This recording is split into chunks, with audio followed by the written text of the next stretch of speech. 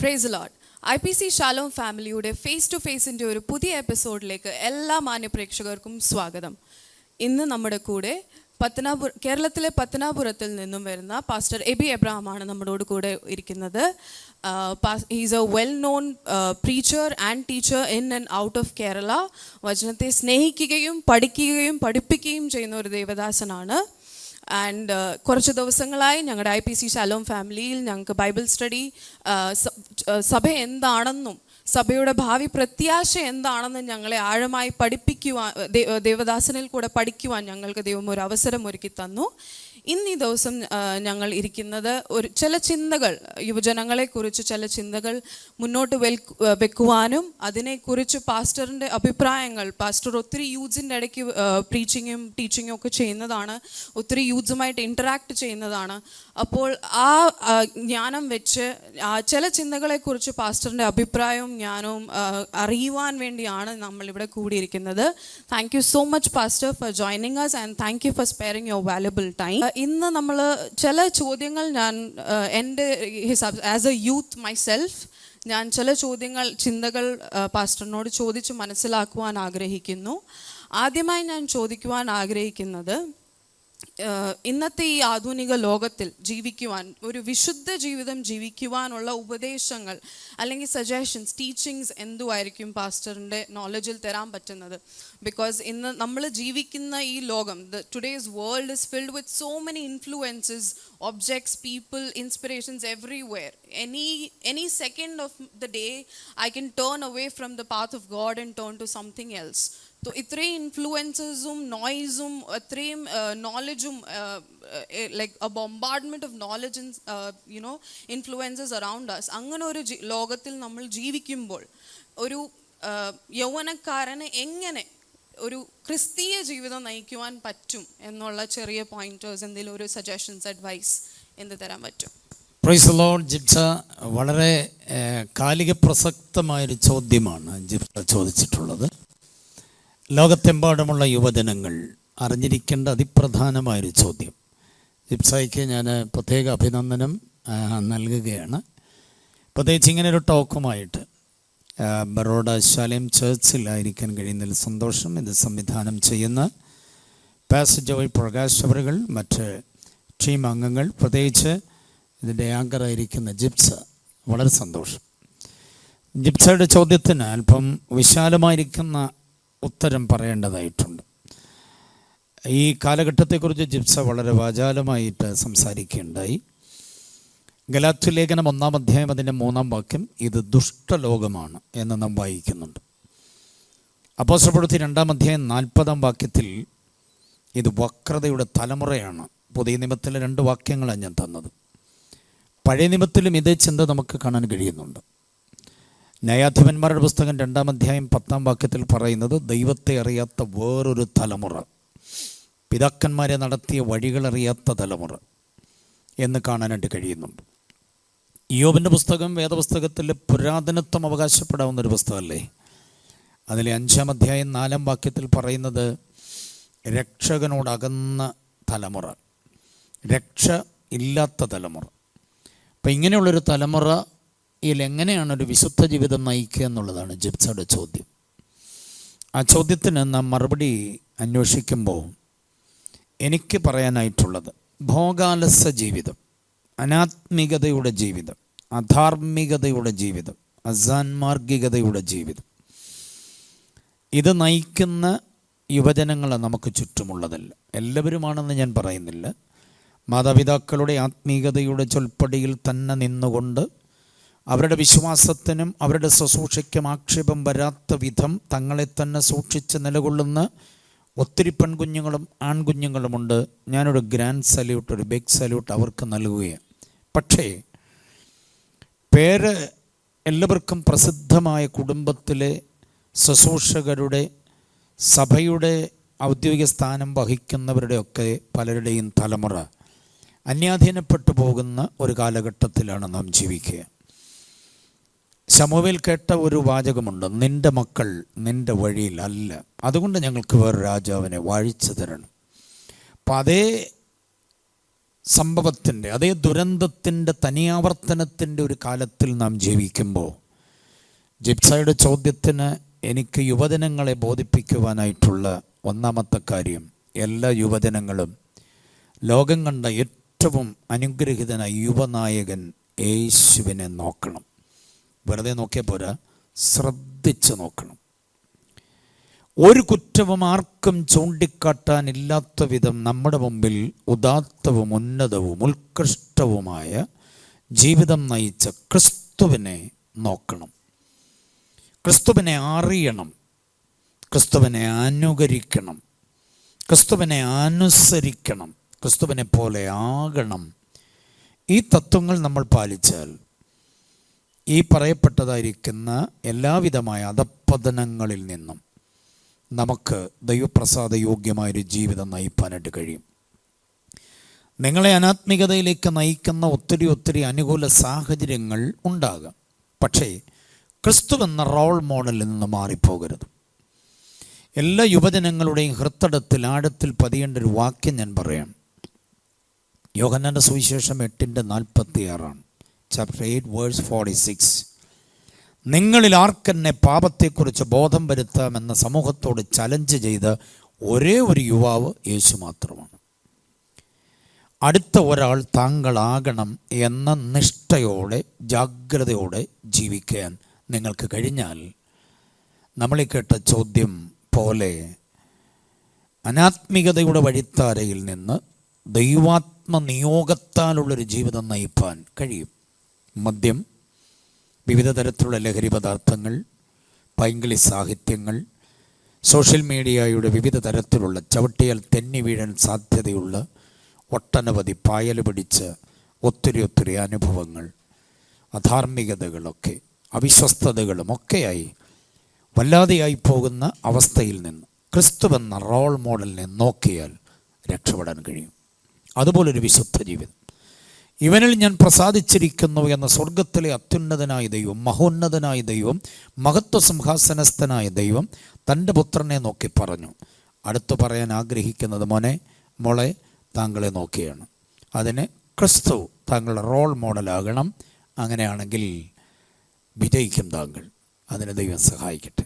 Thank you. ഉപദേശങ്ങൾ നമ്മൾ ഒത്തിരി കേൾക്കുമ്പോഴും അത് പ്രാവർത്തികമാക്കാൻ അതിലും വലിയൊരു എന്താ പറയുക ഡിഫിക്കൾട്ട് സ്റ്റെപ്പാണ്. അപ്പോൾ അത് ഈ തന്ന ഉപദേശം, ഇപ്പോൾ Jesus is my role model എന്ന് പറയുവാൻ, അല്ലെങ്കിൽ I look up to Jesus as my role model എന്ന് പറയുവാൻ എനിക്കൊരു പ്രാഗൽഭ്യം വരണമെങ്കിൽ ഞാൻ എന്ത് ചെയ്യണം? ആ ഉപദേശങ്ങൾ എൻ്റെ ജീവിതത്തിൽ കൊണ്ടുവരുവാൻ വേണ്ടി ഞാൻ എന്ത് ചെയ്യണം? വീണ്ടും ജിപ്സയുടെ ചോദ്യം ശ്രദ്ധേയമാണ്. അതിന് ചെയ്യേണ്ടിയ ഒരു സംഗതി, യുവലോകത്തിന് മുഴുവനും ക്രിസ്തു പരിജ്ഞാനം കൊടുക്കാൻ സഭ തയ്യാറാകണം.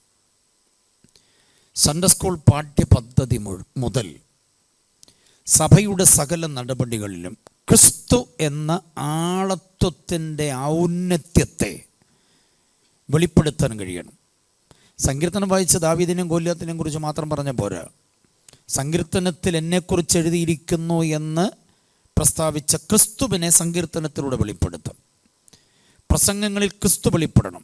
ക്രിസ്തുവെന്ന ആഠ്യത്വം, ക്രിസ്തുവെന്ന അഭിമാനം, ക്രിസ്തുവെന്ന വിശുദ്ധിയുടെ തനത് മാതൃക നമ്മുടെ കുഞ്ഞുങ്ങളുടെ മുമ്പിൽ വെളിപ്പെടുത്താൻ നമുക്ക് കഴിഞ്ഞാൽ അവർ ക്രിസ്തുവിനെ പോലെയാവും. അപ്പോൾ സഭയിലാണ് ആ കാര്യം നിർവഹിക്കേണ്ടത്.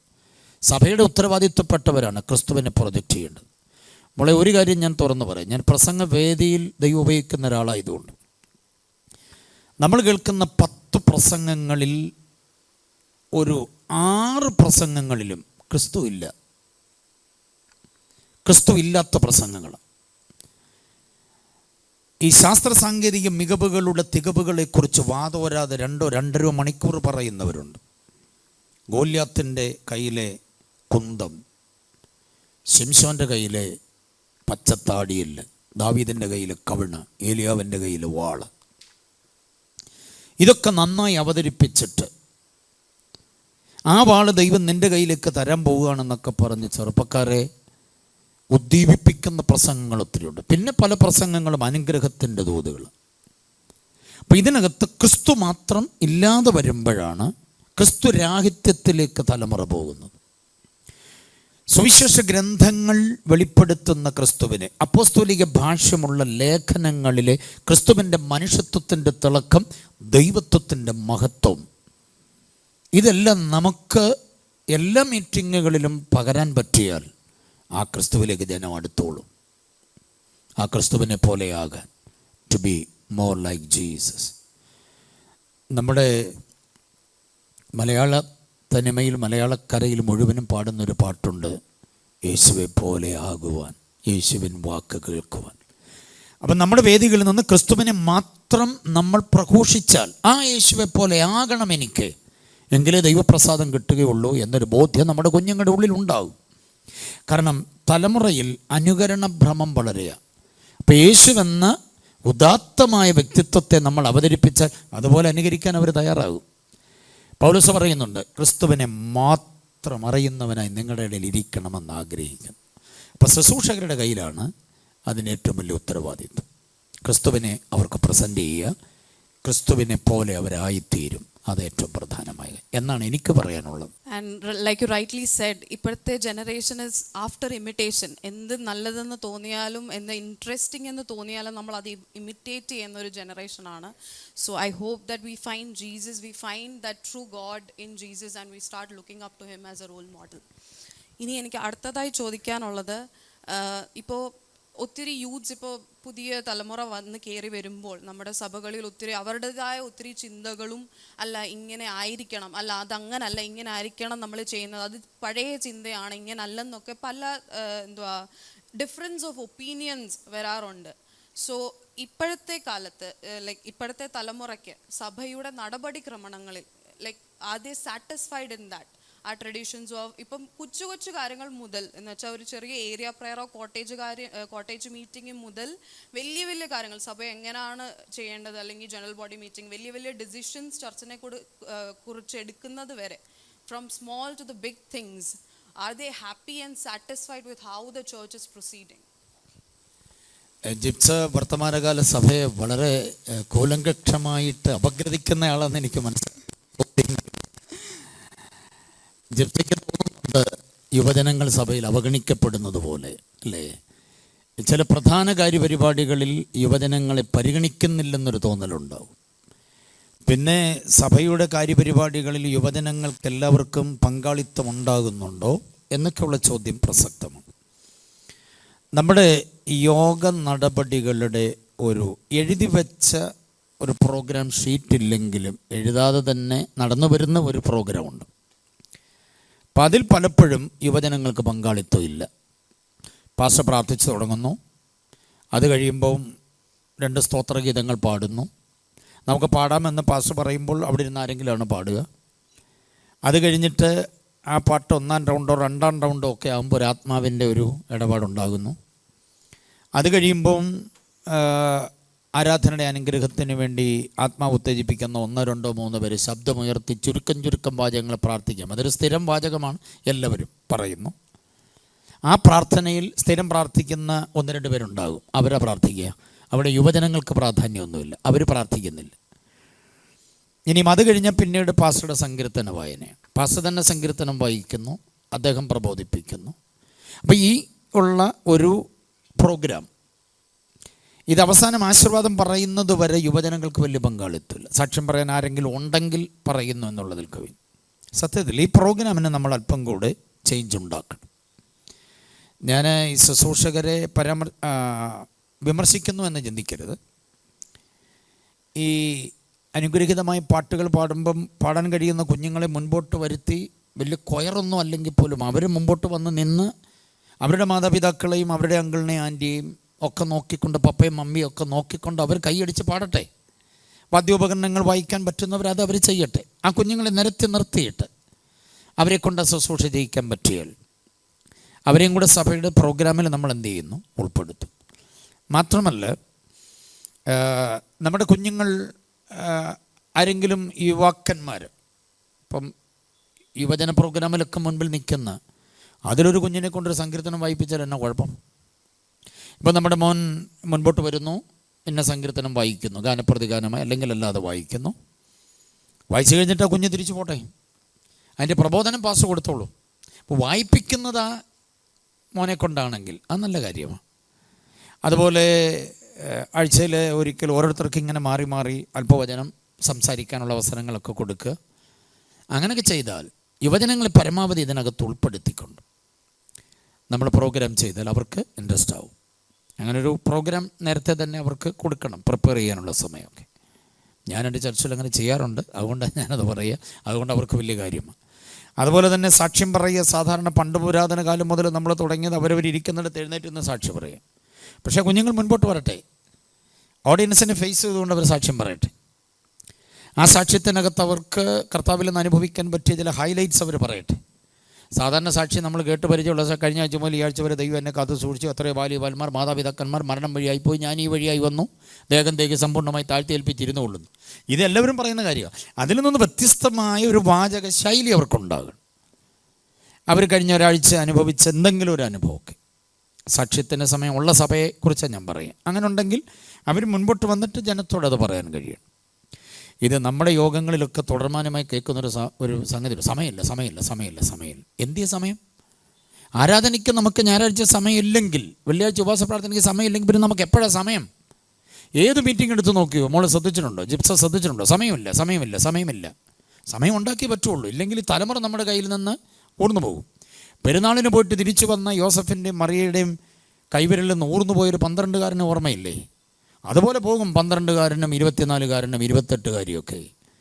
സമയമില്ലെന്ന് പറഞ്ഞ് നമ്മൾ വെട്ടിച്ചുരുക്കി പ്രോഗ്രാം ചെയ്താൽ ഇവരെയും കൂടെ ഉൾപ്പെടുത്തിക്കൊണ്ട് നമ്മുടെ പ്രോഗ്രാമുകൾ ചെയ്യാൻ കഴിയണം. ഒരു ആൾക്ക് അല്പസമയം ദൈവവചനം ശുശ്രൂഷിക്കാൻ സമയം കൊടുക്കുക. അതുപോലെ നമ്മുടെ കുടുംബ പ്രാർത്ഥനകളിലും ഒക്കെ അവർക്കും കൂടെ അവസരം കൊടുക്കാനായിട്ട് കഴിയുമ്പോൾ നമ്മുടെ കുഞ്ഞുങ്ങളെല്ലാം ഡെവലപ്പ് ചെയ്യും, എല്ലാവരും വളരും. ദൈവസ്നേഹത്തിലേക്ക്, ആരാധനയുടെ അനുഭവത്തിലേക്കൊക്കെ അവരെ കൊണ്ടുവരാൻ പറ്റും. മാത്രമല്ല, ഈ കുഞ്ഞുങ്ങളുമായിട്ട് ഒരുമിച്ച് സഭാ ശുശ്രൂഷകനോ സഭയിലെ മുതിർന്ന ആളുകളോ കവലകളിലും ഇടവഴിയിലും വീടാന്തരവും ഒക്കെ കയറി ഇറങ്ങി സുവിശേഷം അറിയിക്കാനും ഓപ്പണർ മീറ്റിംഗ് നടത്താനും അവരെ കൊണ്ട് കവലയിൽ പോയി നിന്ന് വേണം. അവർ കളിച്ച സ്കൂളിൻ്റെ മുറ്റം, അവരുടെ ഇടവഴി, അവരുടെ കവലയിലൊക്കെ അവരെ കൂട്ടമായി നിർത്തിക്കൊണ്ട് പാട്ടൊക്കെ പാടിക്കുമ്പം അവർക്കൊരു ഉത്തരവാദിത്വമാവും, അതല്ലേ? അപ്പോൾ അങ്ങനെയൊക്കെ ചെയ്യാൻ പറ്റിയാൽ യൂത്ത്സിനെ നമുക്ക് സഭയിൽ കൂടുതൽ പങ്കാളിത്തമുള്ളവരാക്കി മാറ്റാനായിട്ട് പറ്റും. ഇത് ഒരു പരിധിവരെ പാസ്റ്ററുടെ അടിമത്വത്തിൽ കഴിയണം, പിന്നെ മറ്റുള്ളവരുടെ അടിമത്വത്തിൽ കഴിയണം. അതിനകത്ത് അങ്ങനെയുള്ളൊന്നും ആകാതെ അവർക്കും കൂടെ അതിൻ്റേതായ സ്വാതന്ത്ര്യം പരിജ്ഞാനത്തോട് കൊടുത്ത് അവർക്ക് മേൽനോട്ടം കൊടുത്ത് അവരെ കൊണ്ട് കാര്യങ്ങൾ ചെയ്യിച്ചാൽ പറ്റിയാൽ സഭയ്ക്ക് അത് അനുഗ്രഹമായി. പാസ്റ്റർ പറഞ്ഞതുപോലെ ഇല്ലേ, സാക്ഷ്യം പറയുമ്പോൾ ഇപ്പോൾ നമ്മൾ സൺഡേ സ്കൂൾ പിള്ളേരെ എഴുന്നേറ്റ് നിർത്തി അവർ പറയുമ്പോൾ ആ വാക്യം പറഞ്ഞു, റെഫറൻസ് പറഞ്ഞു, പിന്നെ ഒരു സെൻറ്റൻസ് കാണാപ്പാടം പഠിച്ചു വെച്ചത് തന്നെ പറഞ്ഞ് പോകുന്നൊരു ആ ഒരു ശീലത്തിൽ നമ്മൾ വന്നു പോയി. അങ്ങനെ തന്നെ എല്ലാവരും പഠിച്ചു വരികയാണ്. പക്ഷേ ഹോപ്സോ അത് മാറും. പിന്നെ യൂത്ത്സിനെ ഇങ്ങനെ കാര്യങ്ങളിൽ അല്ലെങ്കിൽ ചർച്ചിൻ്റെ പ്രൊസീഡിങ്സിൽ ഇൻവോൾവ് ചെയ്യുന്നത് അവരെ കൊണ്ട് അതോറിറ്റി ഓവർ സ്റ്റെപ്പ് ചെയ്ത് ഡിസിഷൻ എടുക്കാനോ അല്ലെങ്കിൽ വലിയ ആൾ കളിക്കാനോ അല്ല ഉദ്ദേശിച്ചത്. എന്ന് വെച്ചാൽ ചർച്ചിൻ്റെ പ്രൊസീഡിങ്സും അതിൻ്റെ കാര്യങ്ങളും നോക്കാനുമാണ് ദൈവം മൂപ്പന്മാരെയും വയസ്സുള്ളവരെയും അവരുടെ പരിജ്ഞാനവും അവരുടെ ജീവിതകാലത്തെ എക്സ്പീരിയൻസസും വെച്ചാണ് അവർ ഡിസൈഡ് ചെയ്യുന്നത്. അപ്പോൾ അത് അതോറിറ്റി ഓവർ സ്റ്റെപ്പ് ചെയ്യാനല്ല. That's what I personally think. അവരെ ഇൻവോൾവ് ചെയ്യുക. പാസ്റ്റർ ആദ്യത്തെ ക്വസ്റ്റ്യൻ്റെ ആൻസർ പറഞ്ഞ പോലെ ചർച്ചാണ് അവരെ, ആ ദൈവം റോൾ മോഡലാണ്, ദൈവത്തിൻ്റെ ആ സ്വരൂപം അവരെ കാണിക്കുകയും അതിൽ ഇൻസ്പയർ ചെയ്യേണ്ടതും ചർച്ചിൻ്റെ റോളാണ്. അപ്പോൾ ഇങ്ങനത്തെ കാര്യങ്ങളിൽ അവരെ ഇൻവോൾവ് ചെയ്യുമ്പോൾ അവർ ഓട്ടോമാറ്റിക്കലി അത് ഇൻസ്പയർ ആയി പിന്നെയും ദൈവത്തെ ഫോളോ ചെയ്യാൻ ആഗ്രഹം അവരുടെ മനസ്സിൽ വരും. ആൻഡ് ഇങ്ങനെ നമ്മളിപ്പോൾ ഇൻവോൾവ് ചെയ്യുമ്പോൾ പാസ്റ്റർ പറഞ്ഞു പാസ്റ്ററിൻ്റെ ചർച്ചിൽ അങ്ങനെ യൂത്ത്സിനെ ഒക്കെ ഇൻവോൾവ് ചെയ്യും. ആൻഡ് പാസ്റ്റർ ഒത്തിരി ട്രാവൽ ചെയ്യുന്നുണ്ട്, അപ്പോൾ ഒത്തിരി യൂത്ത്സിനെ കാണാറുമുണ്ട്. So what do you think is the difference or the influence that, you know, the change that comes in their life if they are involved and if they are not involved? ഒരു 2 യുവാക്കളെ എടുത്ത് ഒരാൾ ചർച്ചിലെ എല്ലാ കാര്യങ്ങളിലും involve ആയി അവനെ grow ചെയ്യുന്ന ഒരു യൂത്തും പിന്നെ ഒന്നും വരുന്നില്ല, പാസ്റ്റർ പറഞ്ഞ പോലെ രാവിലെ വന്നു ആമേനും കുർബലാശവും പറഞ്ഞ് തിരിച്ച് വീട്ടിൽ പോകുന്ന ഒരു യൂത്തും തമ്മിൽ എന്ത് വ്യത്യാസമായിരിക്കും? അവിടെ ആത്മീക ജീവിതത്തിൽ എങ്ങനെ ആ ഒരു ഇൻഫ്ലുവൻസോ ഒരു ചേഞ്ചോ വരാൻ പറ്റുന്നത്? നമ്മുടെ കുഞ്ഞുങ്ങളെ എല്ലാവരെയും നമ്മൾ ആത്മീകമായി വളർത്താൻ ശ്രമിച്ചാൽ, ഞാനത് മുമ്പേ പറഞ്ഞത്, അവരുടെ നാട്ടിൽ തന്നെ ഈ ശുശ്രൂഷകൻ അവരെയും കൊണ്ട് കർത്താവിൻ്റെ വേലയ്ക്ക് വേണ്ടി ഗോസ്പലൈസേഷന് വേണ്ടിയൊക്കെ ഇറങ്ങുമ്പം അവർ സ്വയമായിട്ട് കുറേ ശ്രദ്ധിക്കും. ഞാൻ കവലയിൽ നിന്ന് പാടിയ ആളാണ്. അതുകൊണ്ട് എനിക്ക് നാളെ കൊച്ചു വീടിയും വലിച്ച് ഇതിലെ നടക്കാൻ പറ്റത്തില്ലെന്ന് അവനെ തന്നെ ബോധ്യമാവും. അരുതരുതാത്ത കൂട്ടുകെട്ടിലേക്ക് പോകരുത്. ഞാൻ വേറിട്ട ഒരു ശൈലിയാണ്, വേറിട്ടൊരു സംസ്കാരമാണ് എനിക്കുള്ളത്. സഭയിൽ ഞാൻ വേദിയിലാണ്, ശുശ്രൂഷകനോടൊപ്പമാണ്. അദ്ദേഹം എന്നെ പ്രൊമോട്ട് ചെയ്യുന്നുണ്ട്. അപ്പോൾ ആ ഒരു ഉത്തരവാദിത്വ ബോധത്തോടെ അവർക്ക് നാട്ടിൽ ജീവിക്കാൻ പറ്റും. സ്കൂളിലും അതേപോലെ തന്നെ മറ്റിതര മേഖലകളിലുമൊക്കെ അവർക്ക് ആ ഒരു ഭയം, ആ ഒരു ഉത്തരവാദിത്വം, ആ ഒരു ജാഗ്രത സൂക്ഷിക്കാനായിട്ട് പറ്റും. ചില കുഞ്ഞുങ്ങളെ സംബന്ധിച്ചിടത്തോളം അവർക്ക് വീട്ടിൽ വേണ്ടതായ സ്നേഹമോ പരിഗണനയോ അർഹതയോ ലഭിക്കപ്പെടാതെ പോകുന്നുണ്ട്. അതുകൊണ്ട് തന്നെ അവർക്ക് അതിൻ്റേതായിരിക്കുന്ന ഒരു നീരസമോ വൈരുദ്ധ്യതയോ വൈരാഗ്യമോ വിമർശന മനോഭാവമോ ഒക്കെ ഉണ്ടാകും. അതെല്ലാം പരിഹരിക്കപ്പെടേണ്ട ഒരു തട്ടകം സഭയാണ്. സഭയിൽ വരുമ്പോൾ ശുശ്രൂഷകൻ്റെയും കുടുംബത്തിൻ്റെയും സ്നേഹവായ്പ്, അവരുടെ അംഗീകരണം, ആദരവ് ഒക്കെ ലഭിക്കപ്പെടുകയും ഈ കുഞ്ഞുങ്ങൾക്ക് വേണ്ടി നമ്മൾ കൂടെ സഭ കൗൺസിലിംഗ് ഏർപ്പെടുത്തണം. അവരുടെ വിഷമതകൾ ഒരുപക്ഷെ അവരുടെ മമ്മിയോട് അവരുടെ പപ്പയോട് തുറന്ന് പറയാൻ അവർക്ക് മടിയുള്ള പലതും തുറക്കാനുള്ള ഒരിടമാണ് സഭാ ശുശ്രൂഷകൻ്റെ മുമ്പിൽ, പാസ്റ്റർ ആൻറ്റിയുടെ മുമ്പിൽ. അപ്പോൾ അവരെ പിടിക്കണം, അവരെ ചേർത്ത് നിർത്തണം. ഹരാസ് ചെയ്യാൻ വേണ്ടിയല്ല, അവരുടെ ഉള്ളിൻ്റെ ഉള്ളം അറിയാൻ വേണ്ടി അവരെ വ്യക്തിപരമായി ചേർത്ത് നിർത്തി അവർക്ക് അങ്ങനെ കൗൺസിൽ കൊടുത്താൽ ആരും നമ്മുടെ സഭയിൽ നിന്ന് പോകത്തില്ല. എല്ലാവരെയും ശുശ്രൂഷകന് ചേർത്ത് നിർത്താൻ പറ്റും. എനിക്ക് പറയാൻ പറ്റും, ഞാൻ അംഗമായിരുന്ന സഭയിൽ മാറി മാറി വന്നിട്ടുള്ള ശുശ്രൂഷകന്മാർ ചില എനിക്ക് മറക്കാൻ പറ്റില്ല. കുഞ്ഞുങ്ങളെ പരിഗണിക്കാതെ വെറുതെ വേദിയിൽ നിന്നുകൊണ്ട് പ്രസംഗം എന്ന ഒറ്റ ലക്ഷ്യത്തിലൂടെ മുമ്പോട്ട് പോകുന്ന ശുശ്രൂഷകരുണ്ട്. പക്ഷേ എന്നിലൊരു പ്രസംഗകനുണ്ടെന്ന് കണ്ട ശുശ്രൂഷകന്മാരുണ്ടായിരുന്നു. അവരാണ് എന്നെ വേദിയോട് അടുപ്പിച്ചത്. ഇല്ല, ഞാൻ ജനത്തിനിടയിൽ ഇരുന്ന് പോകത്തേ ഉള്ളൂ, വേറെ ഏതെങ്കിലും നിലകളിലേക്ക് ഞാൻ വന്നേ. അപ്പോൾ എനിക്ക് ഉപന്യാസം എഴുതി വായിക്കാൻ അറിയാം, എനിക്ക് ചെറുകഥ പറയാനറിയാം, എനിക്ക് എന്നെ ഏൽപ്പിച്ചാൽ വാക്യങ്ങൾ ഒരു വ്യാഖ്യാനം തരാൻ പറ്റും, അവനൊരു പ്രസംഗകനാണ് എന്നൊക്കെ എന്നിലെ പ്രസംഗകനെ കണ്ട എൻ്റെ പാസ്റ്ററെ എനിക്ക് മറക്കാൻ പറ്റില്ല. മനസ്സിലായില്ലേ? അപ്പോൾ അവർ തട്ടിത്തലോടി തഴുകിയതാണ് എബി എബ്രഹാം എന്ന് പറയുന്നൊരു പ്രസംഗകൻ. കേരളത്തിലല്ല, വ്യാപകമായിട്ട് 4 പേർ അറിയുന്ന തരത്തിലേക്കുണ്ടായത്. അത് ഞാൻ സ്വയം രൂപപ്പെട്ടു വന്നതല്ല, എന്നെ രൂപപ്പെടുത്തിയതാണ്. അതുകൊണ്ട് അനുഭവത്തിൽ നിന്നാണ് ഞാൻ പറയുക, ഒരു കുഞ്ഞുങ്ങളും നഷ്ടപ്പെട്ടു പോകുക, അതെല്ലാവരെയും ചേർത്ത് നിർത്താൻ പറ്റിയാൽ ലോകമറിയുന്ന പലരെയും നമുക്കിതിനകത്ത് ഒരുക്കിയെടുക്കാനായിട്ട് പറ്റും. അതാണ് എൻ്റെ അനുഭവത്തിൽ നിന്ന് എനിക്ക് പറയാനായിട്ടുള്ളത്. സുവിശേഷീകരണത്തിൽ യുവാക്കളുടെ പങ്ക് എന്തുവാണ്? ഇപ്പോൾ എന്നെപ്പോലൊരു വർക്കിംഗ് പ്രൊഫഷണൽ ആണെങ്കിലും ഒരു പഠിക്കുന്ന കുട്ടിയാണെങ്കിലും അവരവർ ഉള്ള സ്ഥാനങ്ങളിൽ ദൈവത്തിൻ്റെ സുവിശേഷം പറയുവാൻ ഒരു മടിയും ചമ്മലും എല്ലാവർക്കും ഉണ്ട്.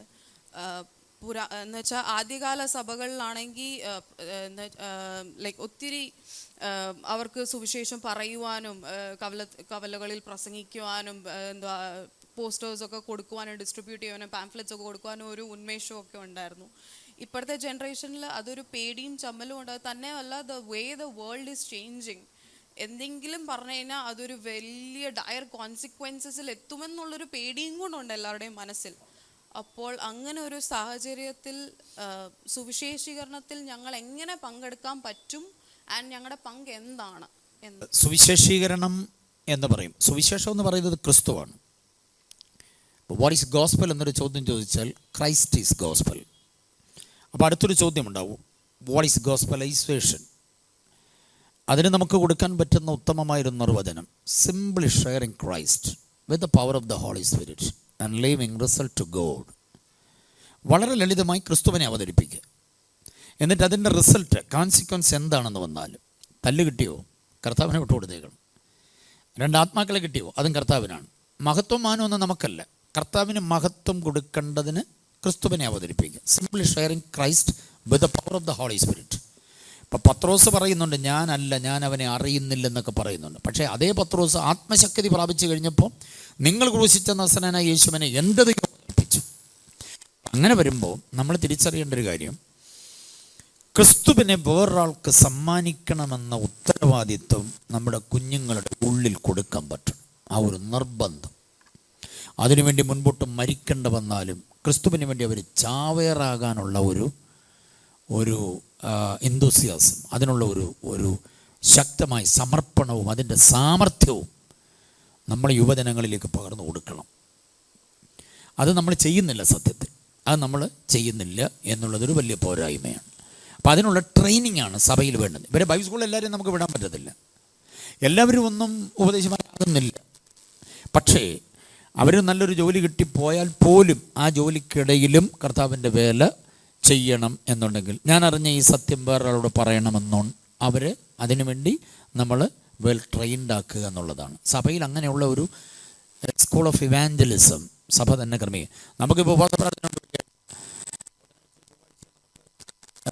കുടുംബ പ്രാർത്ഥന ഉണ്ടാകാം, ഞായറാഴ്ച സഭായോഗം, ഇതൊക്കെ ഉണ്ടാകും.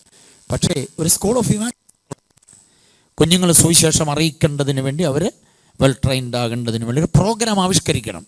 അങ്ങനെ വരുമ്പോൾ അവരുടെ ഉള്ളിൽ ക്രിസ്തുവിനെ വല്ല വിധേന കൊടുക്കണം എന്ന ഒരു ബോധം ഉണ്ടാകും. ഈ അവസാനമായിട്ട് എനിക്ക് ചോദിക്കാനുള്ളത്, ക്രിസ്തുവിൻ്റെ രണ്ടാം വരവിനെ കുറിച്ച് ഇപ്പോഴത്തെ യുവജനങ്ങളുടെ ചിന്ത എന്താണ്? ഇപ്പോൾ ആദ്യകാല സഭകളിൽ നമ്മൾ നോക്കുവാണെങ്കിൽ അവർ അങ്ങോട്ടും ഇങ്ങോട്ടും ഗ്രീറ്റ് ചെയ്യുന്നത് തന്നെ മാറാനാഥ എന്നാ, കർത്താവെ വരണമേ എന്നുള്ള വാക്കുപയോഗിച്ചാണ് അവർ അങ്ങോട്ടും ഇങ്ങോട്ടും ഗ്രീറ്റ് ചെയ്യുന്നത്. ഇപ്പോഴത്തെ ചേർച്ച് ഒത്തിരി ചേഞ്ച് ആയിട്ടുണ്ട്, എല്ലാവരുടെയും ചിന്തകൾ ഒത്തിരി ചേഞ്ച് ആയിട്ടുണ്ട്, ഇവോൾവ് ആയിട്ടുണ്ട്. അപ്പോൾ അവർ യൂത്ത്സിന് ഫെയിമും അങ്ങനെ അതാണോ അവർക്ക് കൂടുതൽ ഇഷ്ടം, അതോ അവർ കർത്താവിൻ്റെ വരവിനെ കുറിച്ചൊരു പ്രത്യാശ എങ്ങനെയാണ്, അവരുടെ ചിന്തകൾ എങ്ങനെയാണ്? ബിക്കോസ് പാസ്റ്റർ ഒത്തിരി യൂത്ത്സുമായിട്ട് ഇൻറ്ററാക്ട് ചെയ്യുമ്പോൾ അവരിൽ കൂടെ കേട്ടും മനസ്സിലായും കാണുമ്പോൾ അത് വെച്ച് എങ്ങനെയാണ് അവരുടെ ചിന്ത, കർത്താവിൻ്റെ ആ രണ്ടാം വരവിനെ കുറിച്ചൊരു പ്രത്യാശ എങ്ങനെയാണ് അവരുടെ ജീവിതത്തിൽ? ഞാൻ ഈ യാത്രകളൊക്കെ ചെയ്യുമ്പോഴും നിരവധി വേദികൾ പങ്കിടുമ്പോഴും എൻ്റെ മെസ്സേജ് ഞാൻ യൂത്ത്സിനെ കൂടുതൽ ഫോക്കസ് ചെയ്തുകൊണ്ടാണ് അവതരിപ്പിക്കാറുള്ളത്. അപ്പോൾ അതിൽ ചിലർ നിസ്സംഗരായിട്ടിരിക്കുന്നത് കണ്ടിട്ടുണ്ട്, ചിലർക്ക് ഇതൊക്കെ ഒരു പഴഞ്ചരക്ക് കേൾക്കുന്നത് പോലെ തോന്നാറുണ്ട്. പക്ഷെ ചില കണ്ണുകൾ നിറഞ്ഞൊഴുകുന്നത് കണ്ടിട്ടുണ്ട്. അവർക്ക് ആത്മതപനം, പാപബോധമുണ്ട്. അതിലൂടെ എനിക്ക് മനസ്സിലായിട്ടുള്ളൊരു കാര്യം, ഈ കുഞ്ഞുങ്ങളിലേക്ക് പുനരാഗമന പ്രത്യാശ നൽകേണ്ട നേരത്തത് നൽകിയിട്ടില്ല. നമ്മുടെ കൂടുതൽ കോൺഫറൻസുകളിൽ, മറ്റിതര ആത്മീയ സംഗമങ്ങളിലെല്ലാം ഉയർന്നു കേൾക്കുന്നത് അനുഗ്രഹിക്കുന്നൊരു യേശുവിനെ. അപ്പോൾ ഈ ചെറുപ്പക്കാർക്കെല്ലാം ഉള്ളൊരു ചിന്ത എന്താ? അവരും പഠിക്കണം, ഇവിടുന്ന് UK പോകണം, അല്ലെങ്കിൽ മെൽബണിൽ പോകണം, സിഡ്നി പോകണം, അല്ലെങ്കിൽ ന്യൂയോർക്കിൽ പോകണം, കാനഡയിൽ പോകണം. ആ വീട്ടിലെ മോനെ അവിടെ പോയിരിക്കുകയാണ്, അവരെ വീടിൻ്റെ ഷേപ്പ് മാറി, എനിക്കും പോയി എന്തിന്. അപ്പം ബ്ലസ് ചെയ്യുന്നൊരു കർത്താവിന്, അനുഗ്രഹത്തിൻ്റെ ദൂത് മാത്രം കേട്ട് ആ ഒരു ലെവലിലേക്ക് പിള്ളേർ മാറുകയാണ്. അത് പറഞ്ഞു കുഴപ്പമൊന്നുമില്ല, കർത്താവ് അനുഗ്രഹിക്കുന്ന ആൾ തന്നെയാണ്, അത് നമ്മൾ പറയണം. അപ്പോൾ തന്നെ ഇതല്ല നമ്മുടെ ലോകം, ഇവിടെയല്ല നമ്മുടെ ശാശ്വതവാസം. ഇവിടെ 10-100 കൊല്ലമേ ഉള്ളൂ. പക്ഷേ അതിനപ്പുറം ഒരിക്കലും നമുക്ക് ചിന്തിക്കാൻ കഴിയുന്നതിലും അപ്പുറമായിട്ടുള്ള ഒരു നിത്യത അത് അവരുടെ ഉള്ളിൽ കൊടുക്കാൻ പറ്റണം. മോള് ശ്രദ്ധിച്ചിട്ടുണ്ട്, ജിപ്സ ശ്രദ്ധിച്ചിട്ടുണ്ട്, എത്ര പ്രസംഗങ്ങളിൽ നിത്യതയെക്കുറിച്ചുള്ള ബോധമുണ്ട്. ഇവിടെയെല്ലാം കൂടെ വാരി വലിച്ചു കൂട്ടി അദാനിയും അംബാനിയും പിന്നിലാക്കിക്കൊണ്ട് അതിനേക്കാൾ വലിയ പുള്ളിയാക്കി ദൈവം തന്നെ മാറ്റുമെന്ന് പറഞ്ഞു പിടിപ്പിക്കുക നമ്മൾ ചെയ്യുന്നത്. അപ്പോൾ ഈ കേൾക്കുന്ന കുഞ്ഞുങ്ങളുടെ ഉള്ളിൽ എന്തുവാ?